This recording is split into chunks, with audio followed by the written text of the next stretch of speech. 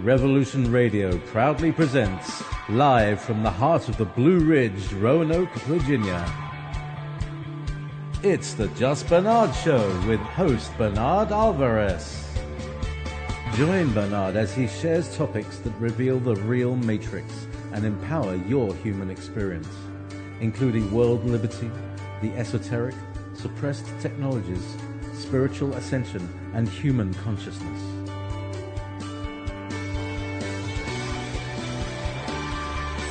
Humanity has awakened, and our time has come to realize our full potential.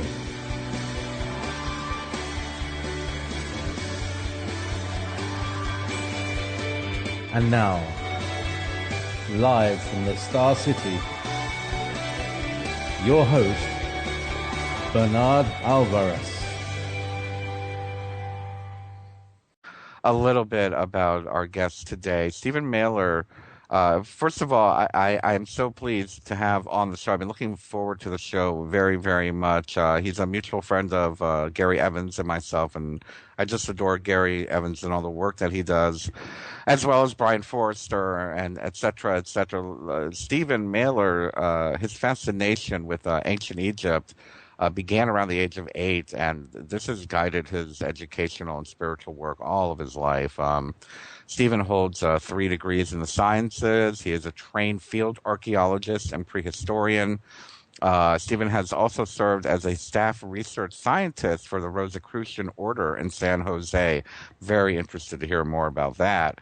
For almost 16 years, he was a student, disciple, and close friend of Egyptian-born Egyptologist and indigenous wisdom keeper Abd'El Hakim Awyan, properly known as Hakim. Stephen has written 2 books, The Land of Osiris and From Light into Darkness, The Evolution of Religion in Ancient Egypt, based on his work in collaboration with Hakim and Stephen for over 40 years, and Stephen's of over 40 years in this area. Stephen is currently the director of research of his own Land of Osiris research project. He also leads tours in Egypt and will actually be joining Brian, Patricia, and so many other people in the, I hope I'm reading this right, Law Superior Technologies and Consciousness of the Ancients tour that is coming up in March. So without further ado, let me welcome our new friend, Stephen Mehler, to the justBernard Show. Welcome, Stephen. How are you today? I'm fine, Bernard. Thank you. And I'm honored and pleased to be able to speak with you today. I am too, Stephen. Thank you so much for taking the time to join us and sharing. My goodness, I'm sure we're going to have 2 hours of a lot of information ahead of us. Let me start off, Stephen, by asking you, you say that you got fascinated with Egypt at a young age. I myself as well did too, very, very much, and has followed a lot of the Egyptian mystery schools and whatnot throughout most of my life. What was it for you that drew you into being fascinated with Egypt, and how do you mean this has guided you throughout your spiritual and educational life? Well, that's a good starting point. And actually, you know, I'm not unique, as you said. I've met many people in my travels in the last 40 to 50 years who also had very similar experiences, attraction to Egypt that they could not explain. For me, again, I say around the age of 8, to my mother, to her blessed memory, I grew up in the late 40s, early 50s, so I'm dating myself. She always kept around our house the 2 great pictorial magazines of the day, Life magazine and National Geographic. And I've always, of course, been a great fan of National Geographic.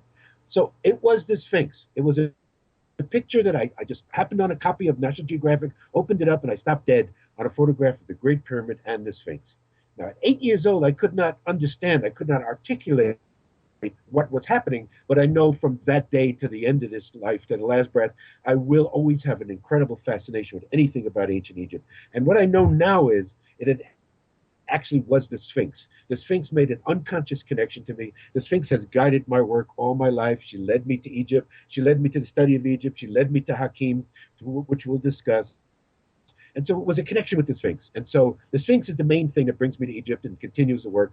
And but it wasn't until formally around 1968 I had graduated college. When this incident happened around the age of 8, there wasn't something that said, oh, I have to become an Egyptologist. I have to study everything. Nothing dramatic like that happened.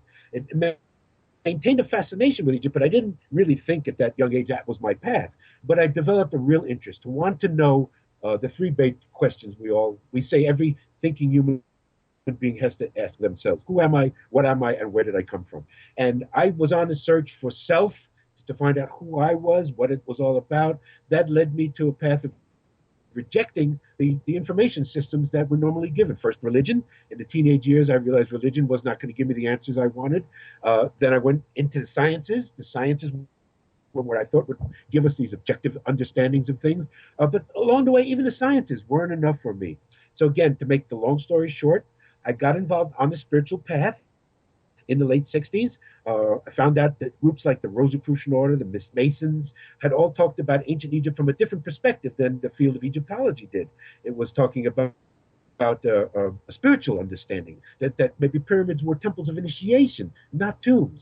I had rejected the idea of tombs. I basically went on a path after 1968 of self-learning of the field of Egyptology. I would spend hours and hours in the library stacks at San Jose State University, reading all the classics in Egyptology, self-teaching myself. But even that left something out. So then I went to the Rosicrucian Order in San Jose, California, because there was Egyptian iconography all around Rosicrucian Park.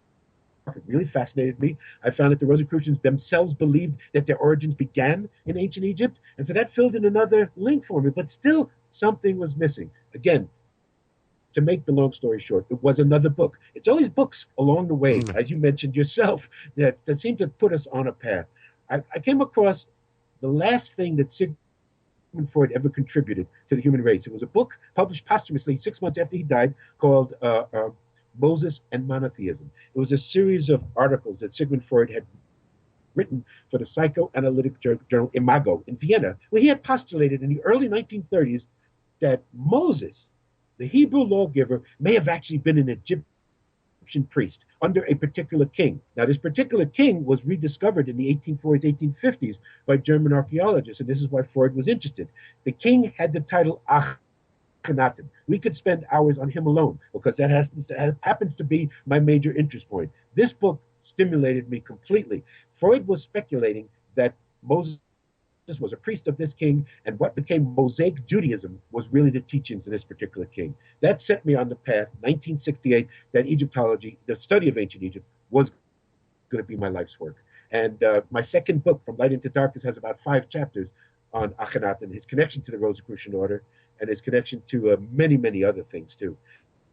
And so that's what really led me on the way. So it was then another book in the early 90s by a British author named Murray Hope, who I believe has left this plane. She was a Wiccan occultist as well as alternative Egyptologist. She wrote a book called Ancient Egypt, the Sirius Connection in the early 90s. In there, she mentioned that there was still a living tradition in Egypt, an oral tradition, that there was still what we would call wisdom keepers, people who kept the ancient ways, the ancient traditions, and she had connected to that group. That stimulated me to know that that was the group that may have been the answers for me. I needed to find them. A miraculous series of events occurred in 1992. I went to Egypt, and the first day I was in Egypt, I met the tour guide who was leading the subgroup I was with, led by great author and researcher Nikki Scully, and his name was Abd'El Hakim Awyan. I looked at him. I looked at the Sphinx. She said to me, "This is the man you've been looking for all your life. This is your teacher. He is my son." And then I became his student. And this is what's led today to where we are. I worked with him for 16 years, produced the 2 books, and we together have redeveloped a new discipline. We don't teach Egyptology. We can discuss why. Egypt is a Greek word, really. We discuss what we call chematology. The ancient civilization was called Chem, or Kemt, okay? Usually written KMT because they didn't write vowels.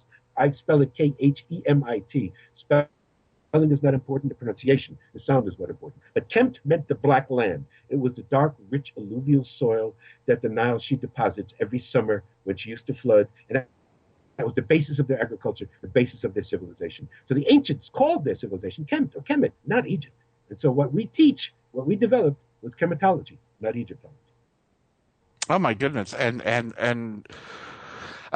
can you, as well, there's like 8,000 questions going through my head, but if I can vocalize one of them and pull it out of my brain, What is the link? Is there any link? When you mentioned, I already forgot the author's name, the woman who wrote about the Sirius Connection. What was her name? Murray Hope, Hope. Mary Hope. I have to Murray. look her up. Murray, Um, Murry. Murray. okay, Murray. Right. Uh, She wrote a lot of books of Wicca. She was a well-known occult Wiccan priestess in Egypt, in right. England. Oh, okay. What I'm wondering is, was there any connection made? And again, it stimulated my curiosity to the Kemetic tradition and Sirius and the Dogon. Was there any connection there, or is there any Yes. connection, or is that just a belief that people have No, about that's the Dogon? basically what her book was about. And what we know about the original Dogon, they are today in the country called Mali, which is the west of Africa. Yeah. But they have moved. They originally were near the Sudan. So they originally were what would have been south of Kemet, south part of Egypt. They would have been part of the Comitian tribes.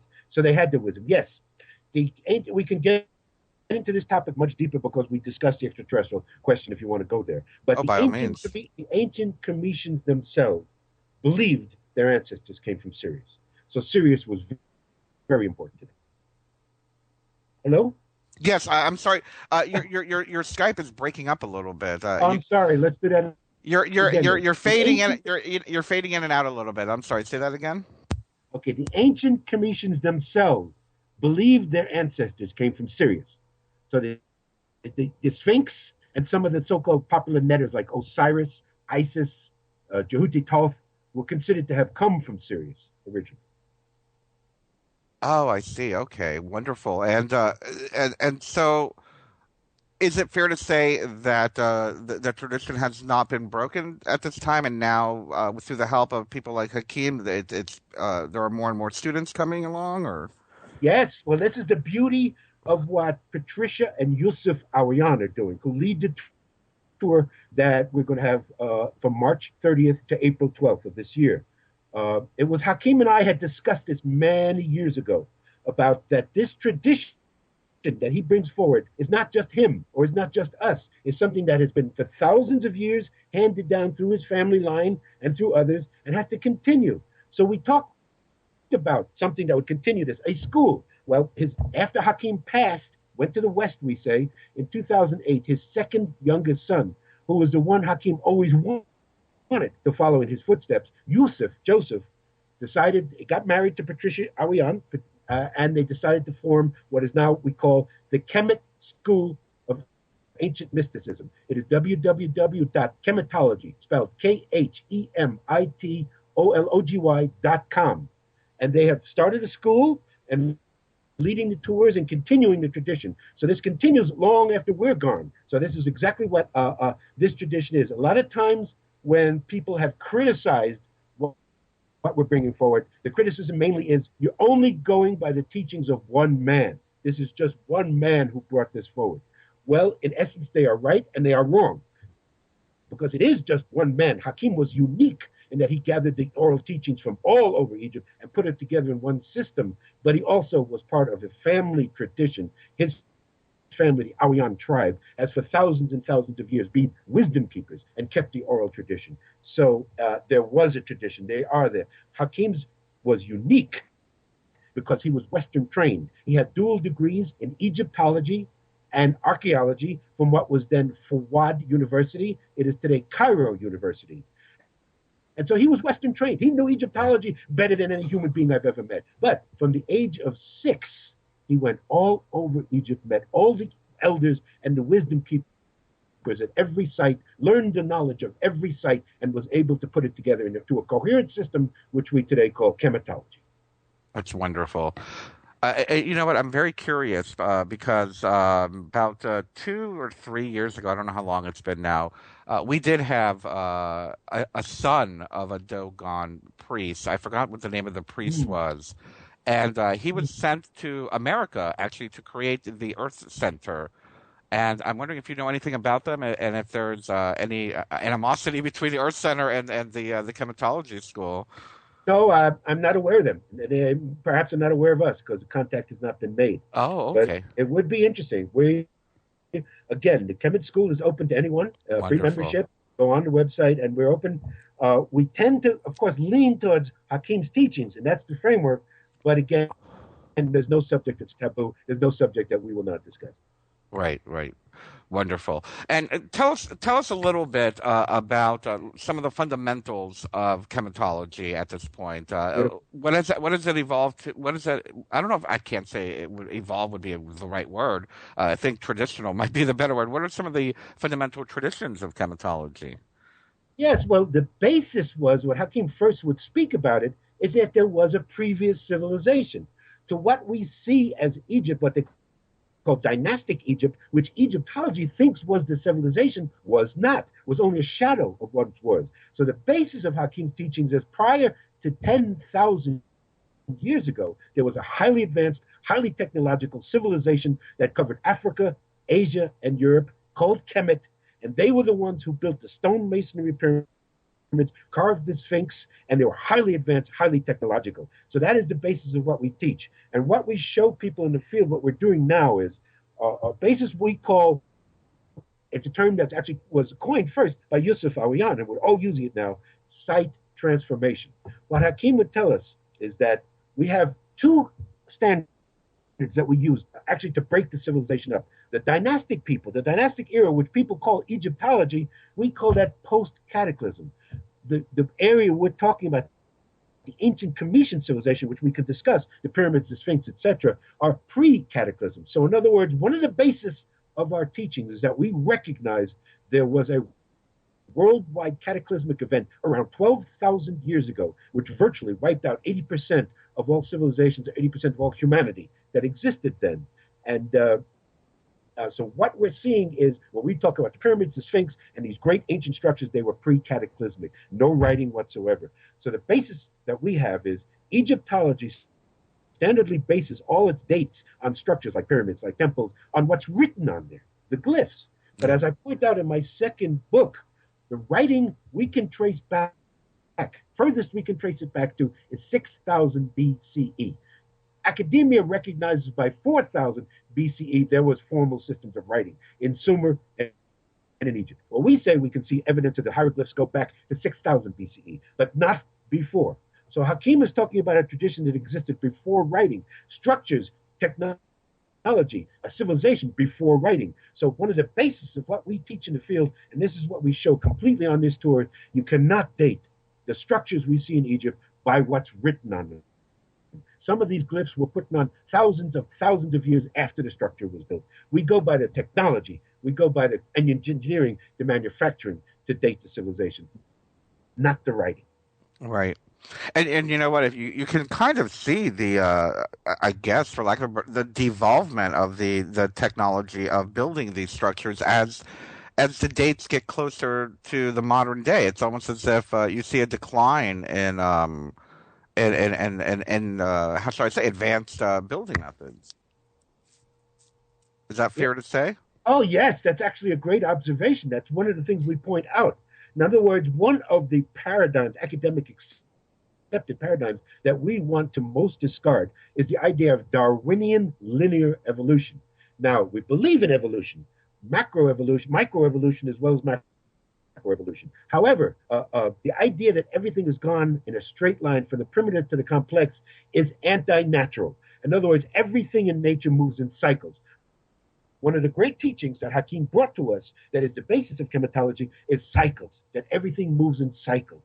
So in other words, we're saying that we were much more highly advanced in a higher state of consciousness over 12, 20,000 years ago to build the pyramids and carve the Sphinx than we are today. And this is something, and what you just observed. If you just look at the science of Egyptology itself, when you go from the Old Kingdom, the writing is more beautiful. The structures are more beautiful. The jewelry is more beautiful. When you go forward, Middle Kingdom, New Kingdom, it degenerates. As you said, it seems to de-evolve. One exception is the 12th dynasty. Now I'm getting technical here, but Egyptology buffs will know what I'm saying. The 12th dynasty of the Middle Kingdom was a renaissance. So it was a return to Old Kingdom style. And the 18th dynasty of the New Kingdom, we're talking around 1300 BCE, was also a renaissance. So it was a return to the beauty of the Old Kingdom. But basically, it is exactly as you said. Egypt seems to devolve. The constructions get less. The writing gets less. The technology seems to decrease. So how could it be that they were more advanced 20,000 years ago than where they were at 5,000 or 3,000 BC? Well, that's because of cycles, because nothing is moving in a straight line. Everything moves in cycles. We introduced, it's one of the basis of chematology, what we call the 5 stages of the sun. It's actually using the sun's daily movement across the sky to represent stages of our conscious development of consciousness, and also stages in our prehistory. We have 5 stages of the sun. We have Kheper, which is the beginning. It's the dawn. It's the scarab beetle. It's the beginning of consciousness. It's the birth. We have Ra.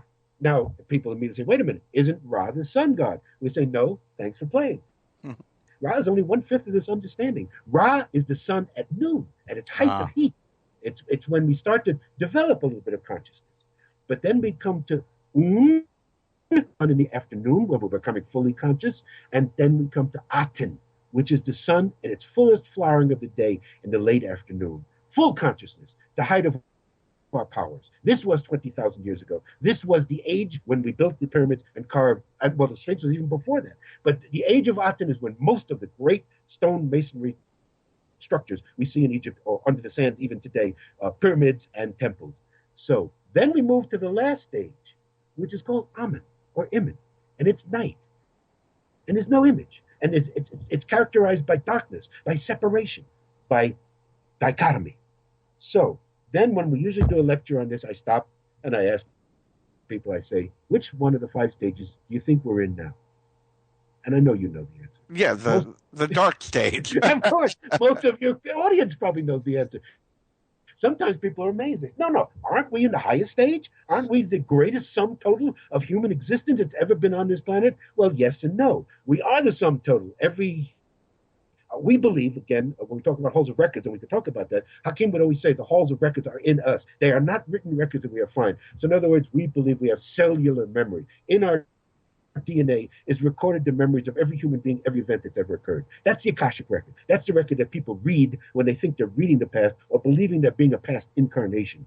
It is within all of us. But the fact of the matter is that the age that we're in now is the age of darkness. It's the age of Amen, Imen. And interestingly enough, not to insult anybody's religion, we never try to do that. But in all our modern patriarchal religions, Judaism, Christianity, and Islam, when we finish a prayer, we say, Amen, Amen, Amen. We're saying, so let it be. Thy will be done. But actually, according to the Commission understanding, it is, so let it be hidden. So let it be kept in darkness.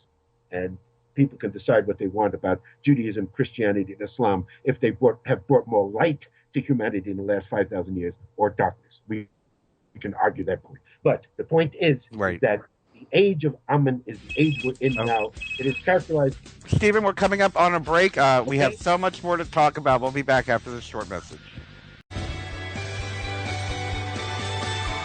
And now, back to your host, Bernard Alvarez.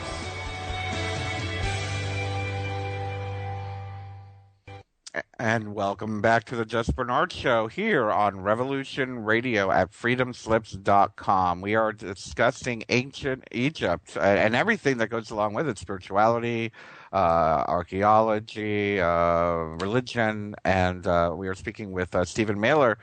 Before we went on break, and you know, it's funny you brought that up, Stephen, about the word Amen and Amun and whatnot, just how much we are unaware of the words that we're using, the intonations that we're using, and where they come from. And you know, I'm the first to say that I feel that the Abrahamic religions have really done a number on humanity over the last several thousand years, and I hope that our consciousness, as we continue to reawaken to our truer self, will help us see the truth of everything, including the words that we're using, where they come from, and what they mean. So I thank you for sharing that. And with that being said, I was wondering what you felt about Patricia Awyan mentioned something when she was on here several months back about, and I can't really blame Abrahamic traditions because I believe it started before that. And Patricia mentioned something about the dark priesthood that kind of infiltrated Egypt, the Hanuti, and that's kind of the beginning of the negative side of the Illuminati or the negative side of the Freemasons. What are your thoughts on that? And do you have any any idea how Oh, much of no, that that's it it. makes sense? No, that's an excellent starting off point to continue with the cycle, Yes, yes. because it is a matter of the cycle. And Patricia Awyan is an amazing lady. She first came to Egypt on tour with me in 2005, met Hakim, and like all of us, she had always had a deep connection to Egypt. And she said to me on that tour that she was going to live in Egypt one day, and she was not just saying whistling Dixie, so to speak. Yeah. She came back to Egypt 2008, met Yusuf, fell in love, and they have now formed the Kemet School. So the Hanuti, that's really, people can read From Light into Darkness, that's basis there. We don't differentiate between a light priesthood and a dark priesthood. It was the priesthood. This is characterized again. We're talking about this current age, the age of Amun, which began about 5,000 years ago. Interestingly enough, it coincides with the beginning of the Hebrew calendar and the beginning of the current Mayan calendar, which just ended December 21st, 2012, about 5,000 some odd years. Uh, it's characterized, as I said, by the rise of the patriarchal religions, by the rise of institutionalized warfare, and by dichotomies, the idea of labels, of separating people into red, black, white, brown, of separating people into Jew, Christian, Muslim, of separating people into male, female, gay, straight. All of that began in this last 5,000 years. So the idea, who were the Hanuti? Well, Hakim gives a wonderful story, a lot of stories. As a great teacher, like the greatest teachers that have ever been, he always gave little simple stories that would explain great metaphysical truths. So he would say, now we're talking about after 12,000 years ago, after this great cataclysmic event. What we know is that Northern Africa was not affected as much as maybe other parts of the world. Great tsunamis, 10 plus earthquakes, huge 300-foot tsunamis we're talking about. I mean, earthquakes, tornadoes, everything we can think of on a huge super scale. Egypt got it. There's no doubt that it affected. We talk about damage to the pyramids. We can show damage to the whole grid line we talk about. We can go into that more. But what we had then was the idea that after this cataclysmic event, it really shook the people out of their reverie. Those that survived, we believe, survived with a collective trauma. The best person that, if you ever want to interview or people want to follow up on this, is Barbara Hand Clough. A book she wrote in 2001 called Catastrophobia, dealing with this event. She has since updated it in 2011. It is called Awakening the Planetary Mind. I highly recommend it. Barbara was a student of Hakim's before me. The first time I ever went to the Awyan house, which is now my home in Egypt, Barbara Hand Clough took me there in 1992. So she talks about a book that she published as the publisher of Baron Company called Cataclysm 9500 BC, written by two great British scientists, Allen and Delaire. They postulate that there was an event at this time, and we call it now, we identify it with what was known as the Vela supernova, VELA. It can be Googled. Vela supernova occurred anywhere between 14,000 to 11,000 years ago. It was such a major event, we believe it impacted our entire solar system, not just our planet. Uranus, interestingly enough, a planet that's totally on its side, on a 90-degree tilt. That is not natural. Something knocked it on its side. Right. We had a planet that existed between Mars and Jupiter. It is now known as the Kuiper Belt. That planet may have been destroyed during this event. And the Earth herself. The Earth today is at a 23.5-degree tilt. That is what gives us our equinox. Yeah. That gives us the wobble, our precession of the equinoxes. Well, Allen and Delaire postulated this event happened during the supernova. Before then, the Earth was upright. We had only 2 seasons, not 4 seasons. And so we're saying that everything that happened after the cataclysmic event affected humanity. We were still in that highest state of consciousness, but I believe there was a couple of thousand years, what we could call a temporal period before it went into Amun. Before Aten actually moved into Amun, the 2 last stages where we're in today, Amun, coming out of it today, there was thousands of years. And that thousands of years was a transitional period. During that period, people started to lose consciousness. So Hakim gives us this little story. There used to be an area where people would come to energize themselves. There were 2 stones. They probably were extraterrestrial stones, had meteorites or something that had tremendous amount of energy. They were placed side by side over a stream of running water. Running water, we know, along of crystal in a stone. We can discuss this much greater because this is the technology. We're going to talk about the ancient Cometians. We can do that much more detail. But water running under crystal produces electromagnetic field. That electromagnetic field we know is the source of what we call power points in the earth. Now, today, I have researched this for 50 years. I can say that what we call a vortex, a power place, a major energy intersection of ley lines, all the different things that we call these things on our planet, there are three things that are always present to create the energy. One, underground stream of running water. Two, a natural source of crystal. Three, igneous rock, which is volcanic stone, like granitic granite, that's also high crystalline content. It is the running water and the crystal in the stone which creates the electromagnetic field, which gives us the energy spots of our planet.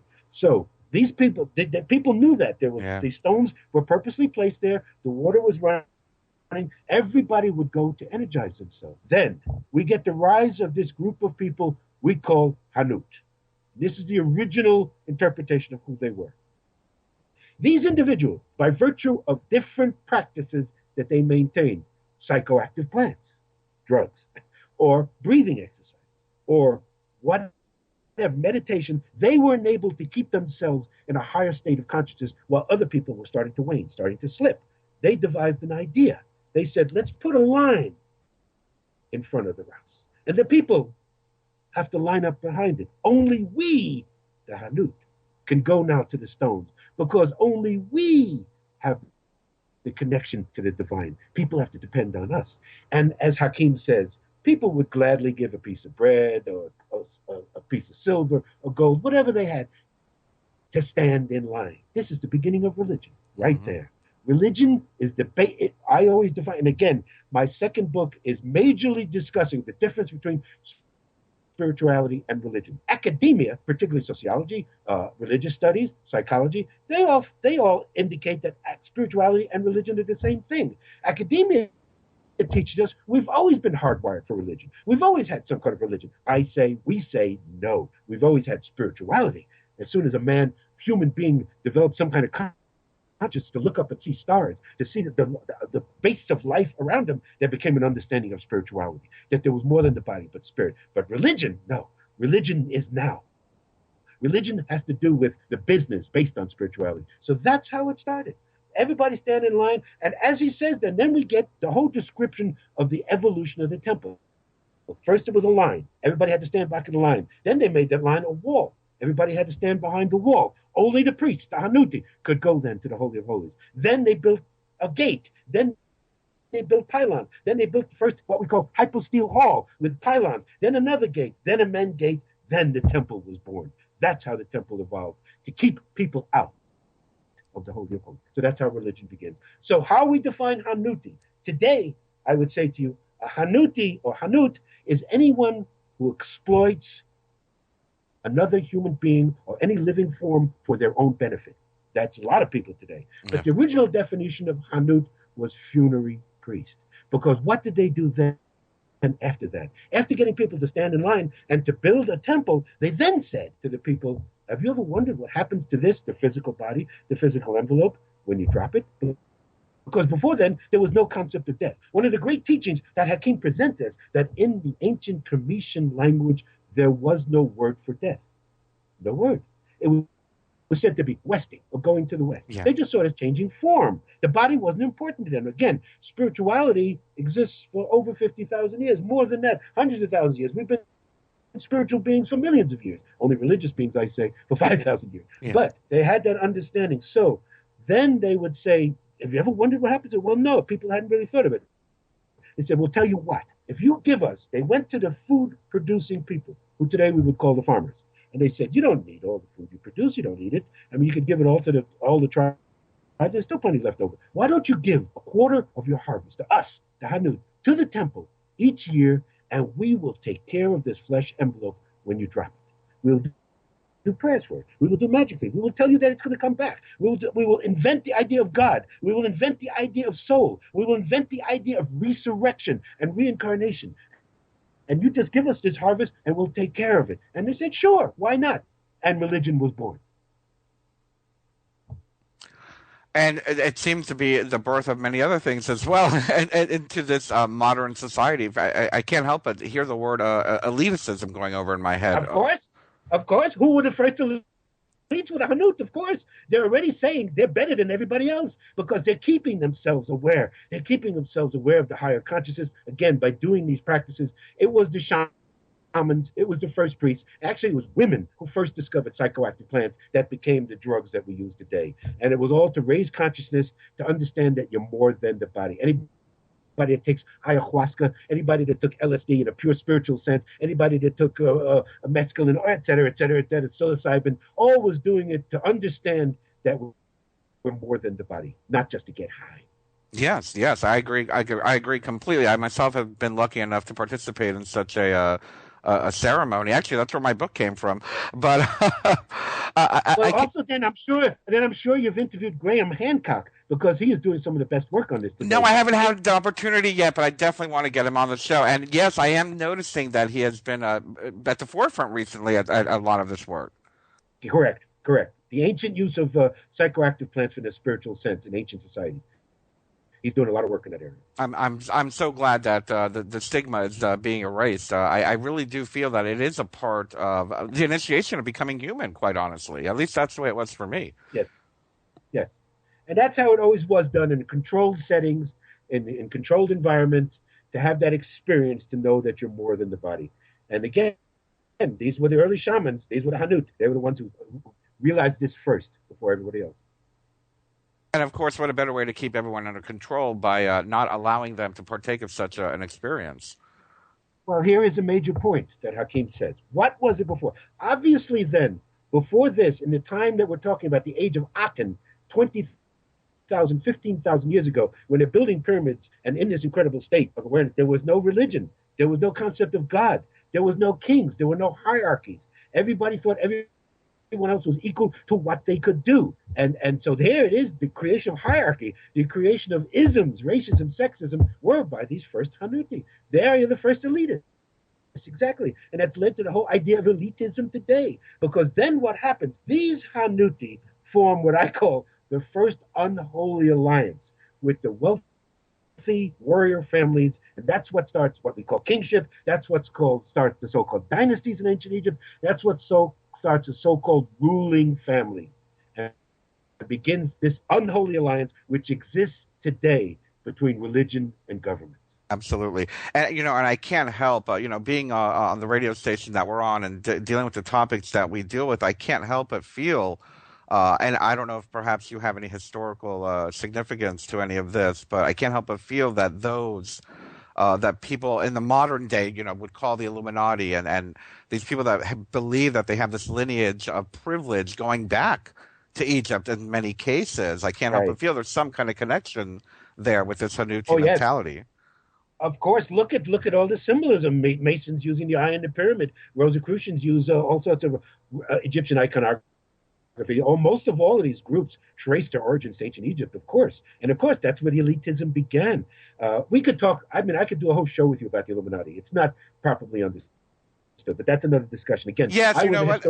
I would love to do that show because I'll tell you, it's funny how many people accuse me of being in the Illuminati because I believe in mysticism and spirituality and talk with people like yourself. And it's like, no. You don't seem to understand the definition of the modern version of what people believe the Illuminati is. Right. Adam Weishaupt, who began the modern Illuminati in Bavaria in 1775, his whole idea is that he thought religion was playing too much a role in people's lives, and people were not thinking anymore. They were not being scientific. So the original idea to create the Illuminati, to be illumined, to be in the light, was to bring science and objective reality into religious-dominated society. It became corrupt. Again, the Masons started the same way. Rosicrucians started the same way. It is a factor of the age of Amen that everything that appears good when it starts will and can be corrupt. That's just the nature of what we are. Religion has all become corrupted. Christianity has very little to what Jesus' mission really was. Judaism has very little to do what Moses' mission really was. And Islam has very little to do what Muhammad was really all about. So it's the imams, it's the rabbis, it's the popes, those are the Hanuti who take over the religion and use it to control people. But again, to bring it back, what I said was, what happened here before then, in the age of Aten, there was no fear of death. There was no concept of death. So the Hanuti introduced the concept of death. One person who was with me in Egypt in 2008 once asked Hakim, and this is recorded on video, where does the idea of death come from? Hakim immediately answers, from those who would make benefit. Yeah. Right there. Says it all in one sentence. So the idea is death was created to be part of the business, to make the money. The mummification is a distortion. They then told the people, no, we can perfect this flesh envelope you have. We'll do spells, we'll do magic on it, and it will be perfected. And we're going to wrap it up and put it in your tomb, and you can come back to it anytime you want to. Well, we have all these mummies still hanging around in museums. Nobody ever came back to them. So that was one of the biggest cons, starts in the early days. Mummification, we can trace back to around 4,000, even 5,000 BCE. It was one of the first things the Hanuti instituted, mummification. We're going to protect this flesh envelope for you. You got to give us your money, though. You got to give us your harvest. And so we'll keep doing this for you. We'll do prayers for this little husk through the rest of your life. And this starts the whole process of religion today. We put flowers on the grave. People go and do prayers at the grave. I mean, all of that began in ancient Egypt. This was the format that started the whole idea. So what did Hakim say? How do you control people? Well, the idea is to get them in fear. What started the fear that pervades humanity today, the fear of death? Why can we be controlled by governments, by wars on terror, by Taliban, by Al-Qaeda, by all this other crap? Is because the fear of death. Why do we have to have guns in America? Why there's enough guns in the United States for every woman and child, man, woman, and child to have at least two of their own guns? Why? The fear of death. If Hakim says, once you rid the fear of death, you cannot be controlled. And this is a lot of the basis of our teaching. This is the reason for him bringing these teachings to us. He was given this mission by his masters to eventually bring these teachings to the West. I was blessed he chose me. I'm not the only one. It's all of us. But the idea, major of what we can accomplish with our work, is to get people to lose their fear. And if you lose the fear of death, they can't control you. You know, and you make a very good point as far as being taught fear. You know, people forget that fear is an instinct to protect us. Well, back in the day, it was to protect us from wolves and whatnot. Right. You know, your house is on fire, you run from the fire. Today, it's from birth. We're born in a hostile environment, in the hospitals, not the natural way. We should probably be born in bathtubs, underwater, or we should be born in the woods, in natural setting, with midwives, with incense, with flowers, with music. We come into the world in fear. We're slapped on the ass as soon as before we can breathe. Yeah. We're starting to cry. We're created fear from birth. That's the idea. Get them as soon as you can. Even get mother to be afraid while we're still in the womb, and fill her with images and make her fearful while we're still in the womb. That goes to the baby, of course. So we're given fear before we're even born. And the idea of the initiatory path, what Jesus taught, what Moses taught, what Muhammad taught, is to go on the path to self-realization and rid all your fears. That is the metaphysical path. Yes, absolutely. I couldn't agree more with that.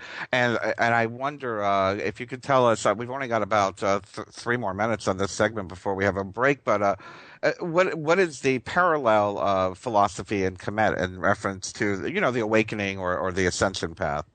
Well, that is, again, what we took it now. You know, we did discuss a lot what was in my second book. But the first book, Land of Osiris, which came out in 2001, 13 years ago now, which is amazing to me, and is translated into 4 languages. Land of Osiris is in Russian, Croatian, Czech, and Italian. Of all places. Wow. And because my book came out, Land of Osiris came out in Croatia in the early 2000s, I was a major part of the pyramid craze, which is going on in Bosnia today. But that's another discussion. But in Land of Osiris, we took it to where we are now. Reason why Hakim brought these teachings are, we're at the end of Amun now. We're at the end of this 5,000-year cycle of darkness. We're about to go into the new dawn, a new Kepper, a new beginning. So Hakim called the time period now the awakening. He started talking about it to me in 1992. And he said that each year that we would go on, that humanity would increase, would wake up exponentially. I once gave a lecture in front of 400 people, and I said to the audience, some of you are going to wake up in the middle of the night and know something you did not know before. And I looked, and there was a woman in one of the front rows was elbowing her friend and jumping all over. See, I told you. A lot of people are realizing realizing that now. Suddenly, we're going to come to an awareness. We're not doing anything. If we're on the path, if you're willingly going on the path, of course, it's easier. But people don't have to do anything. They're suddenly going to become conscious of something they were not conscious before. This is the awakening. We see it all around the world. Absolutely. Yes, you know, the expression, it's always darkest before the dawn. Of course. It looks like the world is ready to collapse. It looks like we're ready to go to a world war, to destroy ourselves, destroy the environment, destroy. But it's always darkest before the dawn. Hakim was supremely confident that humanity was not going to destroy the planet or destroy itself. He said many people will have to move on. Again, there's no word death. Right. People have to move from this plane, and those that will remain will be the awakening. But we see it all the time. I agree. We're coming up on a commercial break. When we return, we'll continue our talk with Stephen Mehler. And now, back to your host, Bernard Alvarez. Hello, everybody, and welcome back to the Just Bernard Show here on Revolution Radio at freedomslips.com. We are having a very in-depth discussion today on the ancient Egyptian mysteries, religion, spirituality, history, archaeology with Stephen Mehler himself. We've just covered so much information. I have pages of notes I'm going to have to read after all of this. But we do have a question from the audience, actually, and actually it's a fellow host. Stephen, I'm not sure if you know anything about the Aztecs or anything, but the question is, has the Voynich manuscript been decoded? A mysterious 15th century text may be written by the lost Aztec language. Do you know anything about that? I've heard of it, and I don't believe it's been translated. Oh, okay. That's all I know about it, yeah. Okay, well, very good. Well, at least we asked you.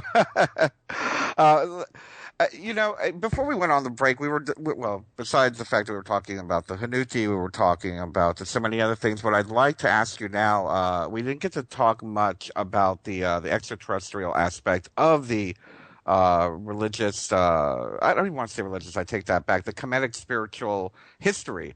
You know, and I hate to sound... I don't want to sound like a crazy person, but when I saw that movie, and I know I'm sure a lot of people have said the same thing. When I saw the movie Stargate, I felt a certain affinity with it, and I was like, you know, that could very well be the way it truly is.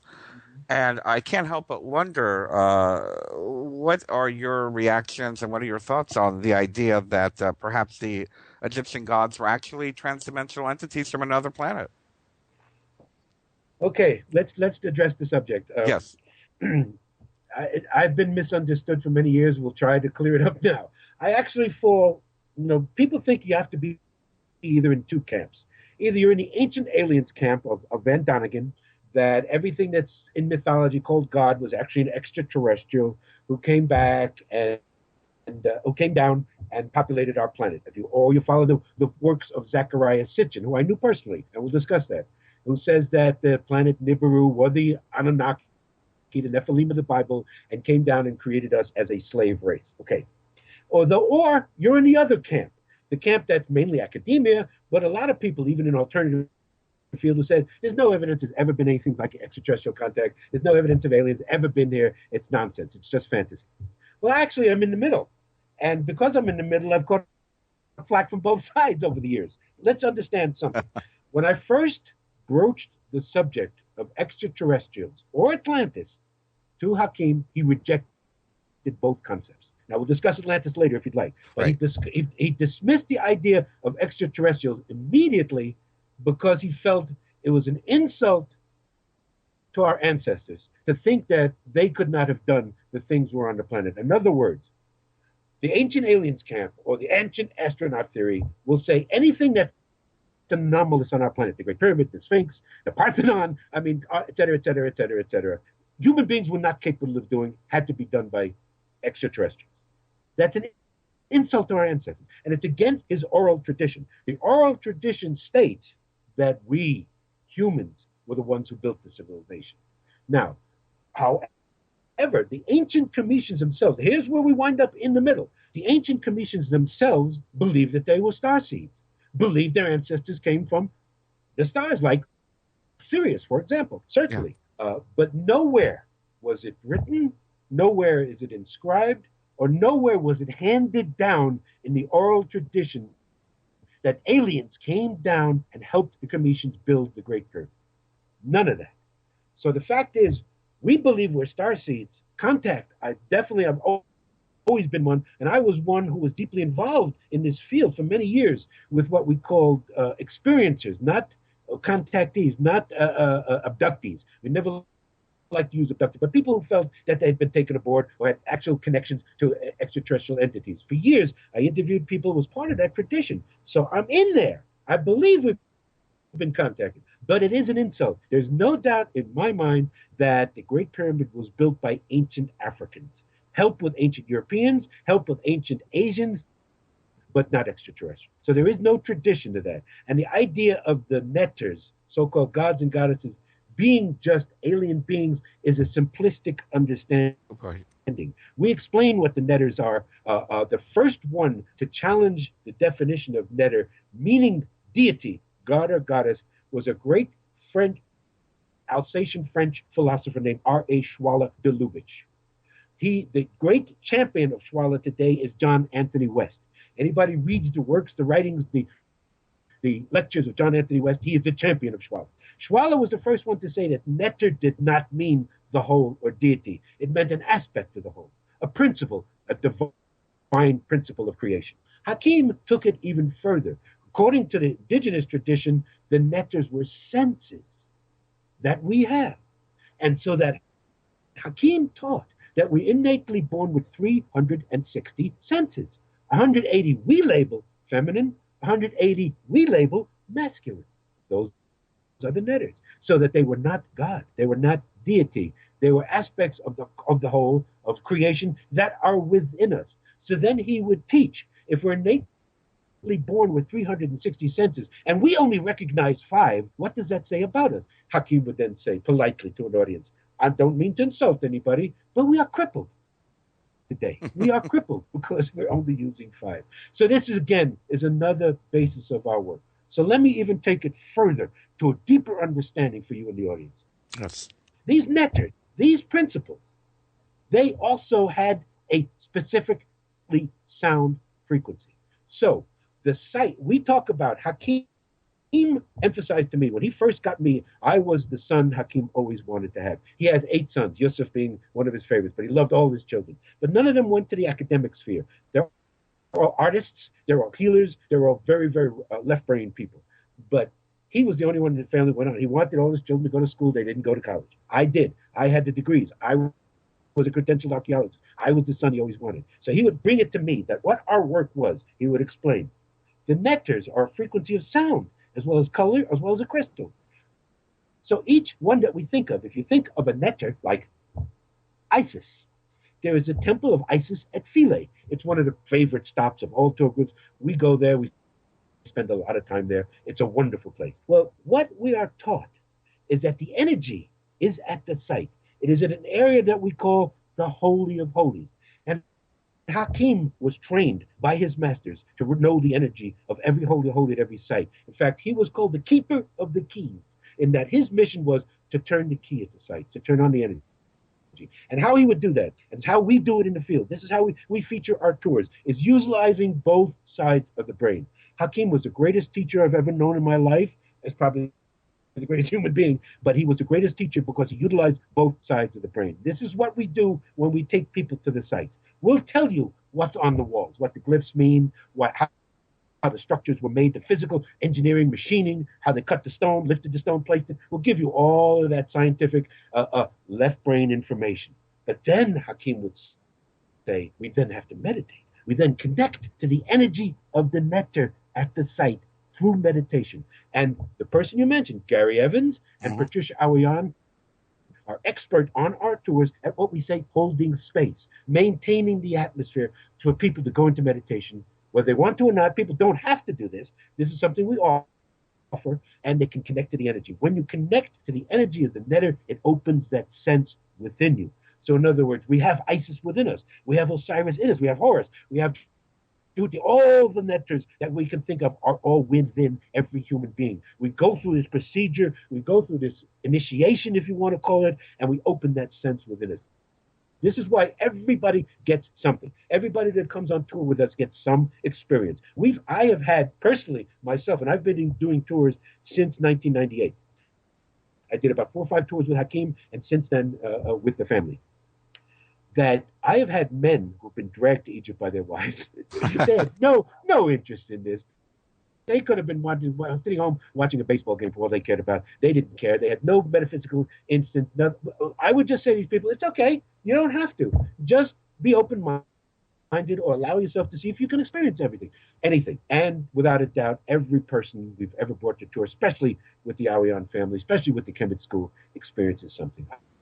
I've had men come up to me and said, I never had a spiritual experience in my life. I never meditated. I never did anything. But I felt something. That's all we have to hear. Right. I felt something. That's what it is. So, is it fair to say we have someone on the chat room asking, do you believe that gods and goddesses were put to sleep? In other words, some of them are us. I think it's fair to say, with what you're saying, that the energy is all a part of us. It's just a matter of reawakening it within us. Well, that every god and goddess.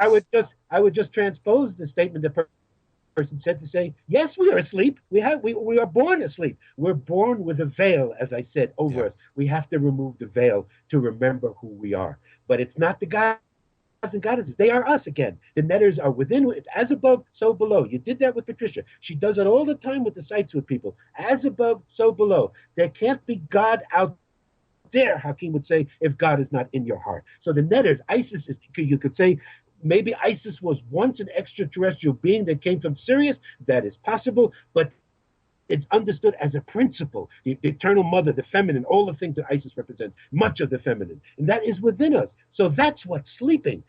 Sleeping is our consciousness, our knowledge of who we really are. When we awaken the senses, we become awake. That's what the awakening is about. This is what Hakim's teachings was for us to bring to the 21st century. It's time for human beings to stop being children. We have been children for 5,000 plus years. Now we can wake up and fully be adults and recognize we're more alike than we are similar. The separations, the dichotomies, the labels are all false, artificial constructs. We are more alike. Everything reacts to everything else. Every cause is an effect. Every effect is a cause. Everything is connected to everything else. There is nothing that's separated in the universe. That's why one of Hakim's major teachings is, if there is no separation, then there cannot possibly be a creator that is separate from creation. Creation and creator have to be the same thing. There can't be a God who created all this but is separate from it. There is no separation. We are a part of that one creator. We are the creator. Exactly. Well, Hakim would say, when someone would say, well, I'm going to go pray tonight, and I'm going to go ask God to do so-and-so and so-and-so. And Hakim would say, well, that's all well and good, but just realizing that you're only talking to the other part of yourself.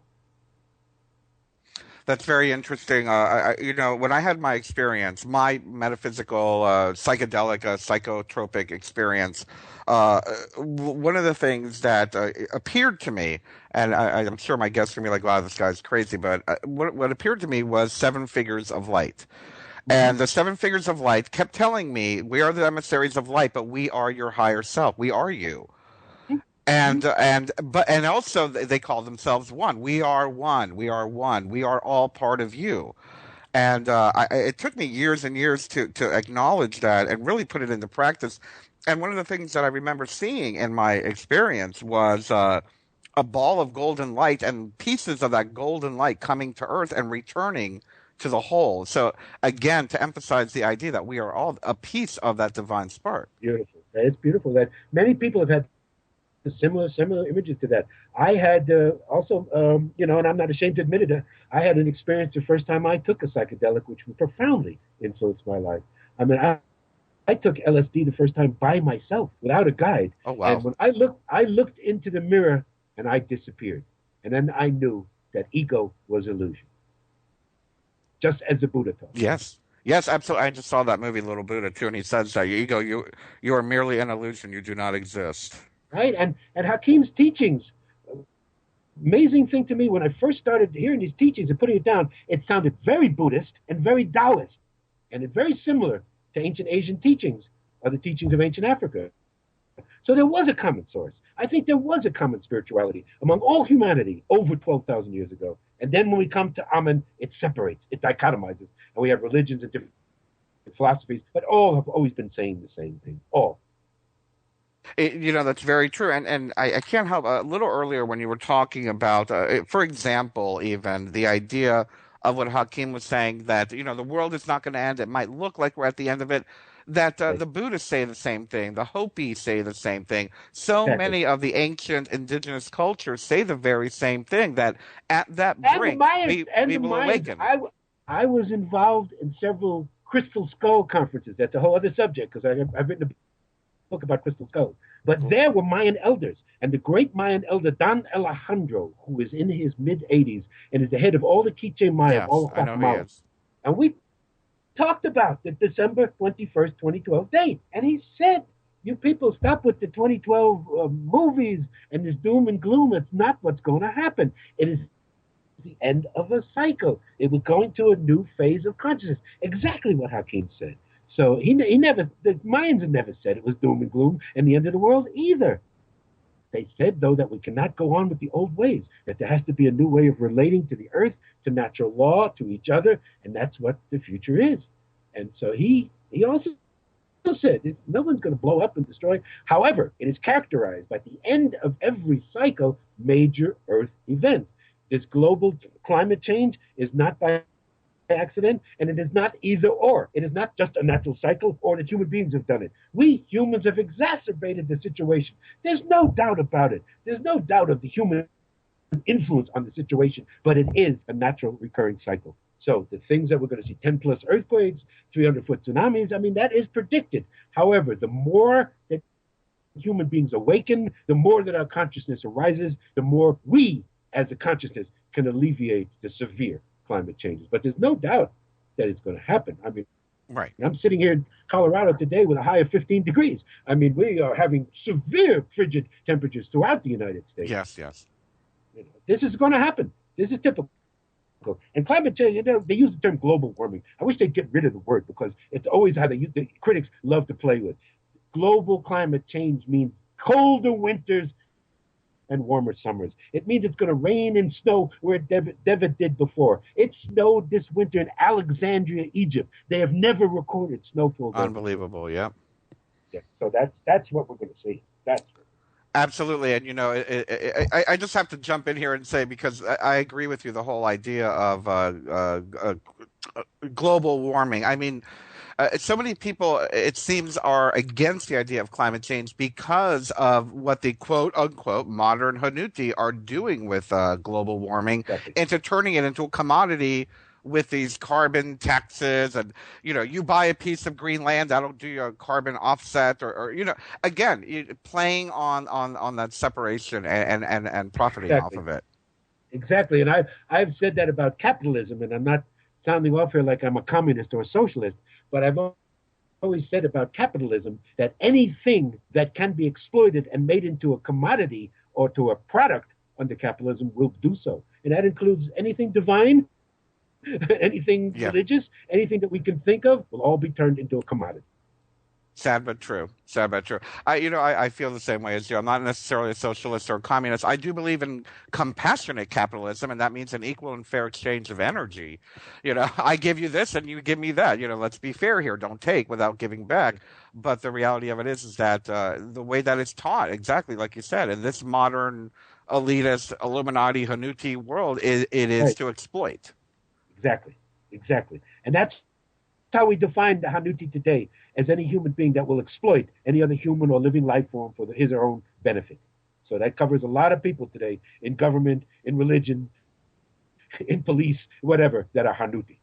I have a really good question, and I'm catching a little bit of the discussion here on the chat, and I guess I'm just going to try to reword it my way. There's a lot of people that are going through this awakening that we're talking about here today, and it doesn't matter whether it be what your path is. We are going through this awakening process. However, so many people are getting frustrated. I will say, I don't know if Hakim ever talked about this, about how to deal with the world the way it is today in such an unawakened way, whether it be your unawakened family or your unawakened boss or whatnot? Is there a compassionate way of dealing with this, or do we just turn our back and move on to work with other awakened people? That's a great question. people that know me personally will say I have difficulty with that compassion that you talk about. Yes. Well, first of all, for anybody who thinks they're alone, the idea is to seek out other like minds, to know that you're not alone. For many of us, myself, in my family situation, I thought I was the only one who thought there was nobody else in my family who thought that way. Very few of my friends growing up thought that way. It wasn't until I became an adult. But it's when I sought out the Rosicrucian Order. When I found the Rosicrucian Order, I found that here was a system, a metaphysical system that has existed for hundreds, if not thousands of years, that's dealing with what I want to. So there are places that people cannot feel alone, that can be with like minds and to share. But how you deal with the others is a big, big situation. Every day I feel it's a test. I know I'm tested every day. I try to avoid forums and chat rooms because of that, because I try not to want to deal with people who I say are in kindergarten, who may be a little more advanced that we can deal with, but that's putting an elitist on myself on an ego trip. It was supposed to be open. Hakim was open to everyone. Everyone would come to him no matter what. But he would deal with your question on the level that you asked it. If you asked a real facile, ridiculous question, he would answer it that way and change the subject and move on. He would not dwell with someone who couldn't get it, who had no idea of what he was talking about. So you had to be somewhere going along the line. I know there's a lot of people say, well, you should show compassion to everyone. You should, all theories are equal. But that's not how we deal. First of all, what Hakim told us is what we present as chematology is not theory. This is not theory. This is the indigenous tradition. You can question it. You can want to expand on it. You can even deny it. No problem. You can argue about it, but we don't debate. We present what we present, this civilization. We give you the physical evidence. We show how the machining, the engineering was done. There's the evidence. You can come up with your own interpretation if you differ, but we don't debate it. And so I have a hard time debating with people with this stuff who are stuck in Egyptology or stuck in academic paradigms. I tend to sometimes be dismissive. I've been accused, I'm criticized myself of not being open-minded enough, et cetera, et cetera. I accept that. Unfortunately, what I got from Hakim, I saw as the truth. And unfortunately, when we do that, we tend to block out other things. So it's hard. It's a problem for myself, and I will say that to others, to have to deal with people who maybe politically are on the other spectrum of you, want to fight for religious ideas, want to fight for Egyptology, academia. I have those discussions, those fights all the time, and I lose my temper and I lose my patience very, very often. And so I still am working on that in my life. Hakim was absolute master. He had patience with everyone. He had tolerance for everyone. But as I say, he would not dwell. If you wanted to stay below, if you wanted to stay at a lower level, he would change the subject and move on. I love that, because that's exactly what I do. When I find myself in that particular situation, I turn off the computer, I excuse myself from the room, I move away because I will lose my temper. Yeah, and I'm like that. I'm a Sagittarius. I'm full of fire, and as people that know me, I have a quick temper too. And what I try to do, Bernard, because I've gotten some wisdom over the years, is when I see myself tending that way, I try to cut it off before I become abusive, because I can become abusive, and I don't want to make it. It should never be personal. We should never insult anybody personally. We should never get to that level. So I try to cut myself off before I get to that point and just end the conversation before I will get insulting or abusive to someone. But unfortunately, sometimes, again, being a Sagittarius, I put out certain statements that I think are just statements of fact that they wind up being insulting to other people, and they take it personally. And you can't avoid that if there's something personal when it's not intended. Well, I will say this, and I wonder, I don't know how Hakim handles this or how you handle this. I find that we are coming to an age because of the awakening, because we are going through this mass shift in consciousness, because we are the corruption is boiling to the top. We can see what's going on in government. We can see what's going on with religion. We can see so much that we have swallowed that is such a false truth, or, for lack of a better term, illusion, a veil, that that the confrontation is almost inevitable in many, many cases. And and Exactly. and I'm wondering if that's a part of the awakening process, and It is maybe Hakim spoke on the very, very confrontation good. of truth. Yes, very good. I mean, he told us not to back away, to be strong, to be confident in what we said. Don't back away from anyone. But he did say that this would be it. There was going to be a lot of people who were going to fight to hold on to the dark. Again, the Hanuti, the elitists, the 1%, they're Yeah, going to hold on to their power, their control, as long as they can. So it is a struggle. It always is a struggle. But Hakim would always say to us this beautiful statement: yes, life is a struggle, but the harvest of that struggle is joy. and that's very much the truth, isn't it? Yes. And so it's something we have to do with love in our heart. With that love, love always conquers hate. Love is the answer. It seems simplistic. It seems almost solipsistic. I mean, Pollyannish. I'm trying to think of all these words, but love is the answer. It's true. The Hanuti exists by hate, by control, by fear. And so the only way to overcome that is with light to the darkness and with love to the hate. You know, that brings me to another question I'd like to ask, which I ask a lot of my guests, and unfortunately, we only have like 2 more minutes. I don't know if you can keep it short, but you kind of touched on it a little bit right now. The idea of fighting, we see it a lot with the activist movement. A lot of people are spouting hate toward the government, spouting hate toward the central bank, spouting hate toward other religions. Right. Can you explain?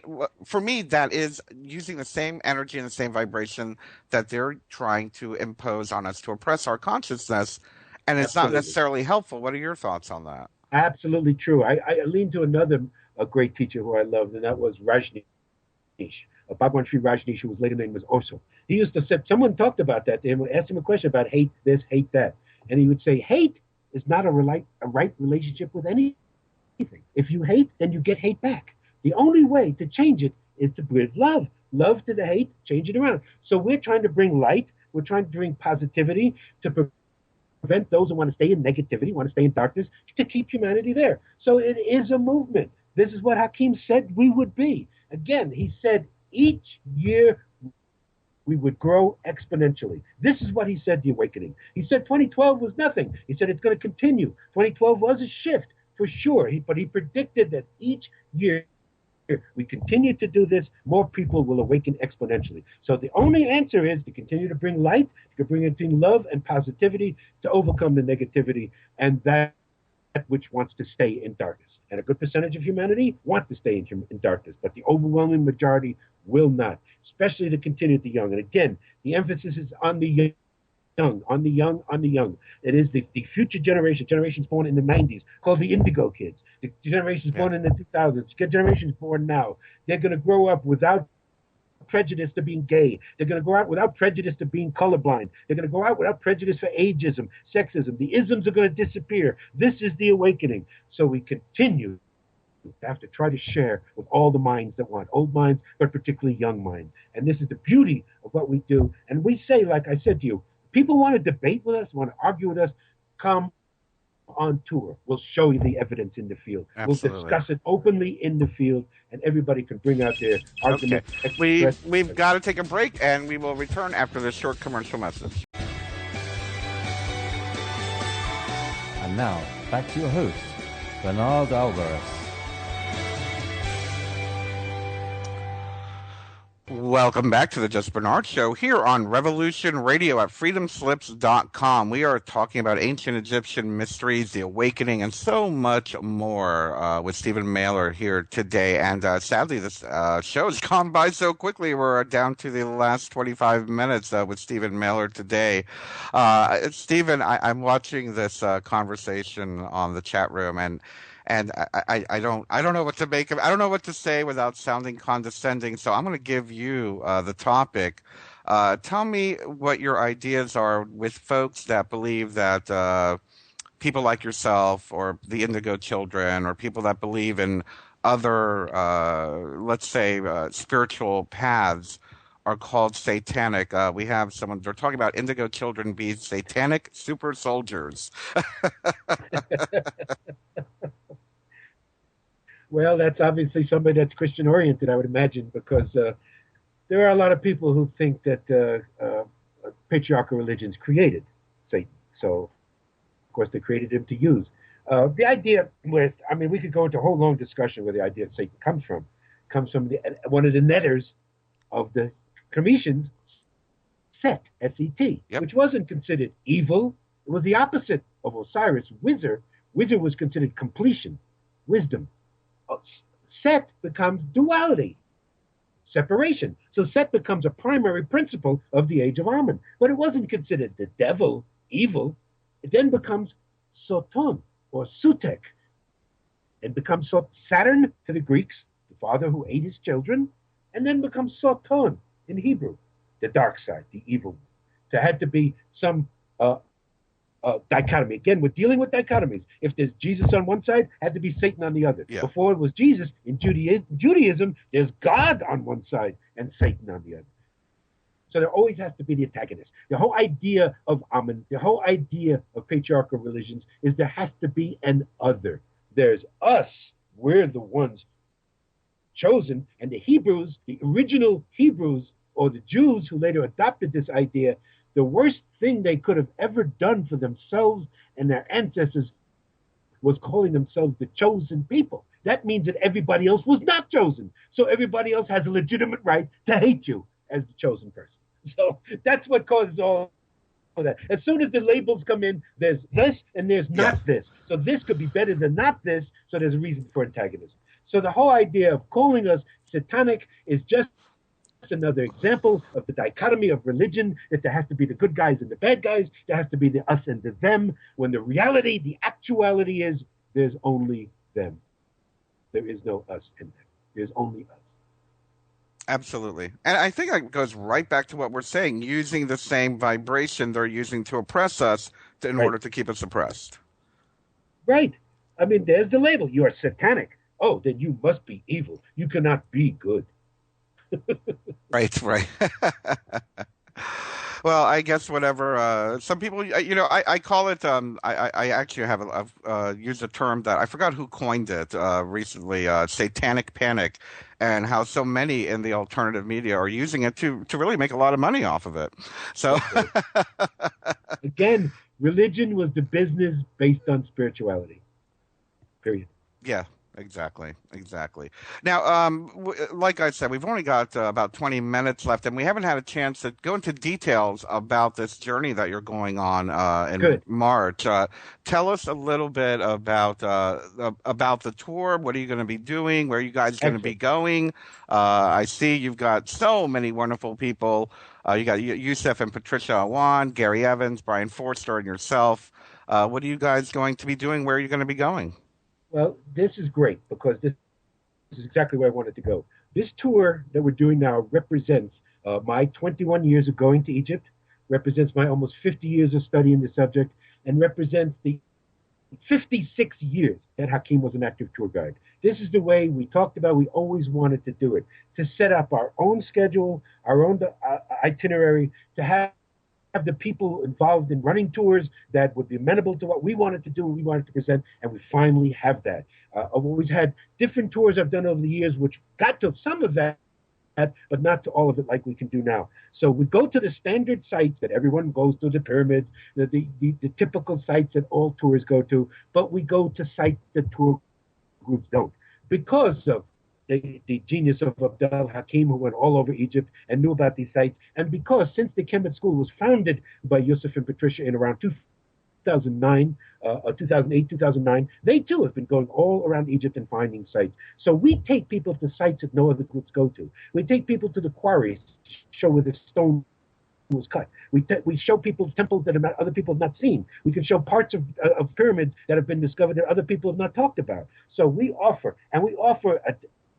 a complete understanding. We call it techno-spiritual tour. The technology, based on the work of our great colleague and friend Christopher Dunn, who wrote the book The Giza Power Plant, and Lost Technologies of Ancient Egypt, an engineer who back-engineered the Great Pyramid, who was the first to bring to the modern parlance in the 90s the idea of this advanced machining, advanced technology. We point that out. We show things to people. We show cut marks. We show tool marks. We show drill marks. We show things that prove that it could not be done by the tool kit that the Egyptologists given, namely copper chisels, copper tube drills, and stone balls. Impossible. Chris Dunn demonstrates to us tolerances in granite of 2/10,000th of an inch, of surfaces that are smoother than glass, that cannot possibly be done by anything but the most advanced machining and technology. We say impact ultrasonic machining, using sound to alter the physics of the stone to make it easier to cut, and using diamond tools. Hakim pointed out to me 15 years ago evidence of diamond tool marks on the artifacts. We show that to people. We show that to engineers, to tool workers, to people who've worked in granite, people who work with this industry, and they recognize it. Chris Dunn has almost 50 years in space age technology and manufacturing with high industrial lasers, and this is why we say, no, this was not done by lasers. All a laser can do is heat the stone. They cannot shape it, cannot cut it.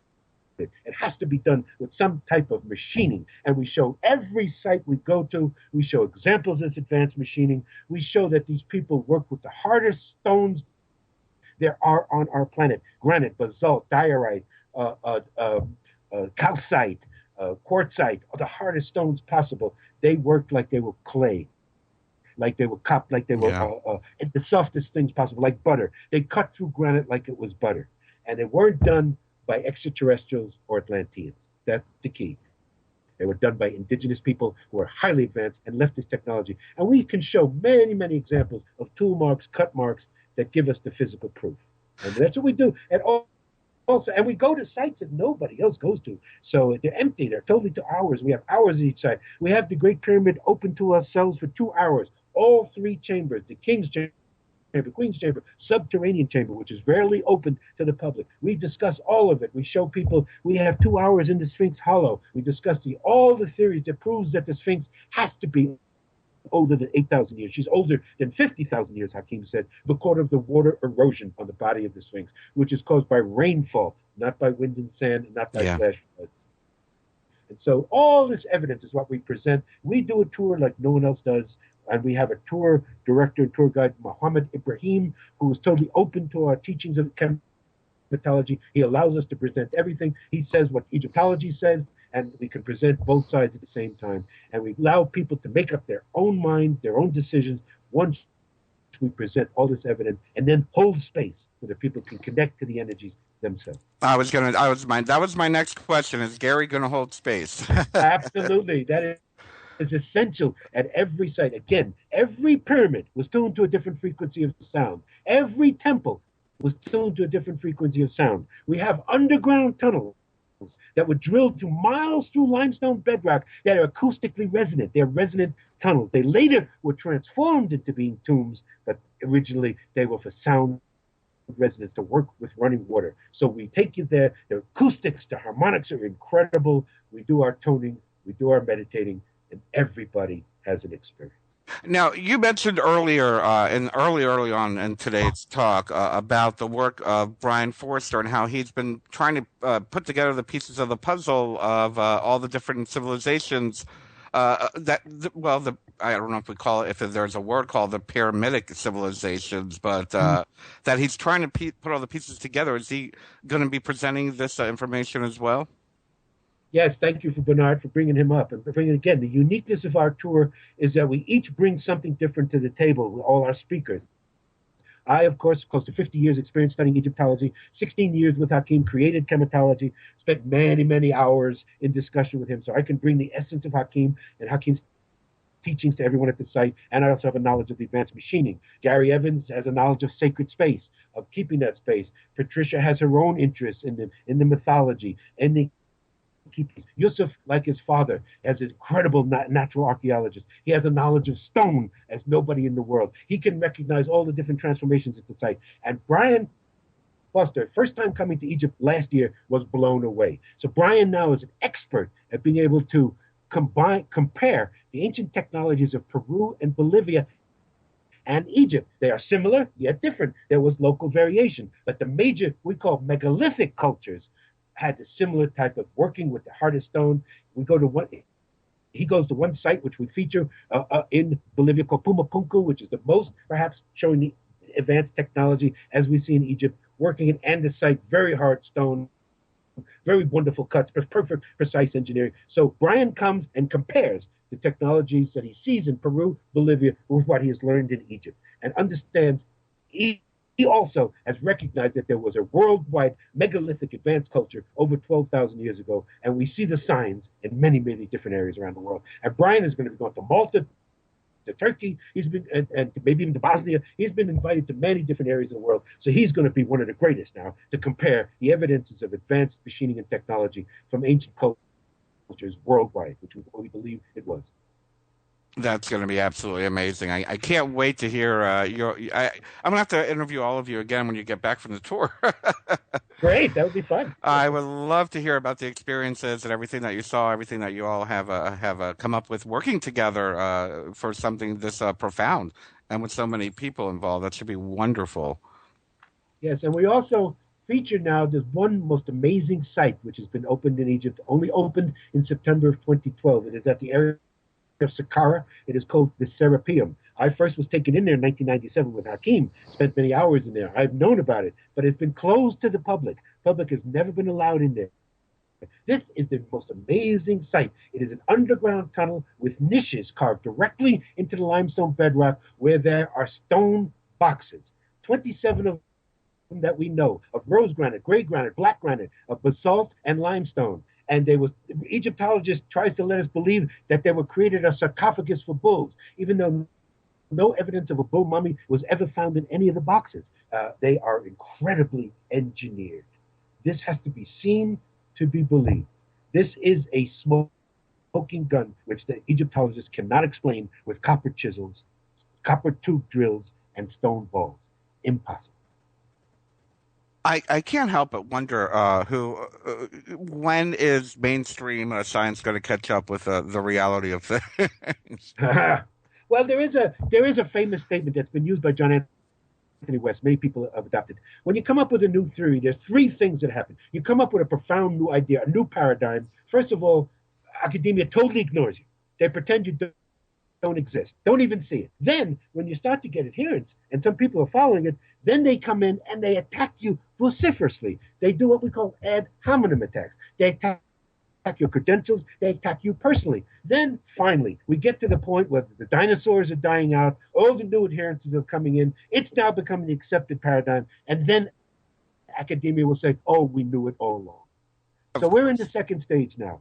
We've gone past being ignored. We're being attacked violently by the academics and by Egyptology. Eventually, as we know, the time is on our side, the awakening is on our side, it will be the third stage. And academia will suddenly say, oh, well, we knew it all along. Maybe there is a previous civilization. Yes, exactly. You know what? We've been talking about Hakim, and I know that you explained a little bit about who he is, but many people have come into the show a little bit late. And you mentioned him so many times. Can you share with us a little bit about Hakim and what he's done? Surely. Hakim was Abd'El Hakim Awyan. He was known as Hakim. He was a senior tour guide in Egypt for 56 years. In other words, once they first had the revolution in 1952 and they developed an antiquity system of tour guides, he was one of the first. Up until he passed in 2008 at the age of 82, he still was an active tour guide. But he had the unique idea that he was born to a family, the Awyan family, which are a tribe of wisdom keepers. They've always been responsible for keeping the true oral histories of their civilization, of their tribe. So at 6 years old, he was chosen in his family, sent to a master. He memorized Quran. He became going all around Egypt, all the sites, gathered with all the keepers, the old men at Galabeas, and they're men because it's a Muslim culture. Women stay in the background. The men, they keep the sites. They know the wisdom of each site. Hakim's uniqueness was he gathered all that wisdom from every site and put it together in a coherent system. And he also went on an academic path. He had dual degrees in Egyptology and archaeology from Fawad University, which is today Cairo University. He actually did graduate work in archaeology at Leiden University in Holland. He could speak at least 6 languages fluently. I saw him even fake it in Japanese and Chinese. He could read and write Arabic, of course. He could read and write English. He could read and write German, and he could read and write Dutch. And he could actually think in English. This is so unusual. To understand how unusual this man was, usually when we're raised in a native language and we're translating to another language, we translate it first in our head in our language, then back into that language. I, on occasion, could see Hakim think in English, and he carefully chose his words. As I said, someone once asked him, "What's the origin of death?" He said, "From those who would make benefit." He would choose his words very carefully. He spoke English better than English speakers because he knew the words. He was the greatest philologist, linguist I ever have met from any academic institution in the world. He knew the origins of language greater than any person who walked the planet. He knew where the roots of words, where the root came from.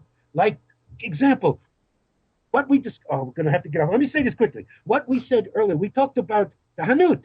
Yes. Well, you know the word to be in cahoots with somebody? Yes. You're in cahoots? Well, Hakim said the original word was kahanut. To be in with the Hanuti was to be in cahoots. This is the origin of language nobody spoke about that he knew. And that makes a lot of sense as far as bringing the words together for cahoots. Kahanut. Kahanut. You're in cahoots. Unbelievable. Now, again, we've only got about 6 more minutes here, and a lot of people still get confused as to the terminology chematology and Egyptology. Okay, what is the big difference? Let's do that very quickly. Egypt comes from a Greek term, Egyptos. It comes from a further term the Greeks use, Hegepetos, which was based on the ancient Cometian phrase het ka peta. That means the place where the ka of peta manifested. Well, in actuality, that was only one area, one site. Today, it's the Egyptian village of Mitrahena. It was called Memphis to the Greeks. It's an area, there's a stele there where the term actually appears in the so-called Ptolemaic Greek period, Egyptos. So the word actually was only referring to one area, one site, which today we call Memphis. The ancients themselves called their civilization Kemet, K-M-T, or Kemt. It meant the black land. The term, one of the ancient Arabic terms for Egypt is Al-Chem. It is where the word alchemy comes from. Alchemy means the arts and sciences of ancient Kemet. So Kemet was what they called this civilization, the black land, the rich, dark alluvial soil that deposits when the Nile she floods, which are called the dog days of summer. Around July 26th, that's why Sirius was connected. That's when they would spot the heliacal rising of Sirius would be a warning then that the flood was coming. But today, because of the high dam, there's no flooding in Egypt. The ecology has been totally ruined. We can talk about that another time. But the Kemet meant the black land, the soil, the rich soil that was the basis of their agriculture. So the ancient civilization was Kemt, or Kemet. Egypt becomes a Greek term. So it's only what the Greeks called Egypt. So, very good. And I'm thanking you for clarifying that. And I didn't realize that about the dog days and the alignment there for the summer. Yes, it used to be in the temples around the end of July. They would look for the heliacal rising of Sirius. Sirius would rise before the sun at dawn. That was a sign that the flood was coming. So then they would send messages all through the temples, all up and down the Nile. The flood is coming. The harvest is going to be ready. And that's how they had calendars. That's how they dated things, according to cyclical risings of different stars, suns, etc. And so that's where we get the expression, the dog days of summer, the dog star, Sirius. How little we know about our ancient past, apparently. Stephen, we need to wrap everything up. I just want to let everybody know, if you want to learn more about the tour that's coming up, Superior Technologies and Superior Consciousness Technologies of the Ancients, you can go to infinite-connections.co.uk. And is there a particular website for all of your work, Stephen? Yeah, it's again, they can just Google the Kemet School of Ancient Mysticism or www.chematology, Chemitology.com. The tour is right on the all you do is scroll down the homepage. The tour is there. How to contact Patricia Awyan or Gary Evans, and they're the ones who are setting up the tour. It is again March 30th to April 12th, and will be an extension 2 or 4 days. And believe me, it's to be a tour. Everybody that comes back says it is a life-changing experience. Oh, I'm sure it is. I'm going to have to make it out there one of these years, I swear. Please do. Please do. I definitely want to. Gary's invited me in the past. I've just never had the time or the money at the same time. Sure. Stephen, before we go, I always like to ask our guests if there was one phrase or a couple sentences that you could share to the entire world today, what would that be? Yes, it's an expression that Hakim used. It taught us in the mid-2005. In Arabic, it's sma'u wa'u. What it literally means is listen and awake. Too many people think they have to talk instead of listening. The art of listening is something that's been lost in the modern day. The idea is to listen and awake, no longer be asleep, no longer be in fear, no longer realize that we are. What we are multifunctional, multi-dimensional beings who are trapped into believing we're third-dimensional flesh bodies. We are much more than that. So to realize our potential, sma'u wa'u. Listen and awake. That's beautiful. Well, thank you so much, Stephen, for joining us, everybody. This is Stephen Mehler. By all means, check out his two books, The Land of Osiris and From Light into Darkness, The Evolution of Religion in Ancient Egypt. And, of course, you can follow up on chematology.com. I thank you so much for joining us today. Stephen, hang on while we close up shop here. I want to talk to you for just one more moment. But Sure. everybody, I just want to let you know that next week we have another... anyway, we got to go. We love you. Bye-bye. There is no denying the world is awakening. We see it in the global uprisings and demonstrations of the people around the planet and the new way of thinking and living that is arising naturally within each one of us and our communities. I have been a major player in this global shift and movement for over 20 years and have helped tens of thousands of people around the world change their lives and find their voice in order to help create the paradigm change we so desperately need. Join me here at Revolution Radio on the Just Bernard Show every Tuesday at noon Eastern Time for 2 hours of powerful interviews and discussion with some of the most influential visionaries of consciousness, alternative media, and suppressed knowledge. We promise to reveal the real matrix and empower your human experience.